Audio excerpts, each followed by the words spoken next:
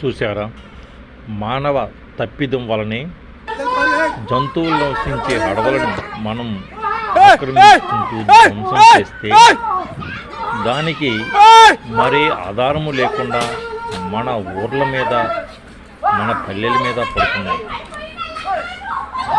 అంటే మానవ తప్పిదం వలనే అవి మన మీద దాడి చేస్తున్నాయి. అయితే ఒక్క మాట నిజం, ఎంతవరకు అయితే జంతువులు అడవులో ఉంటాయో, అడవులు శుభ్రంగా ఉంటాయి,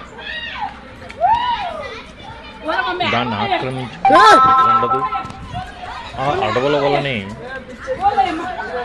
మనకు వర్షాలు సంభవిస్తాయి. వర్షాలు వస్తేనే మనకు త్రాగడానికి నీరు, అలాగే జీవనోపాధికి పంట ఆధారం, ఆ పంటకు నీరు ఆధారం.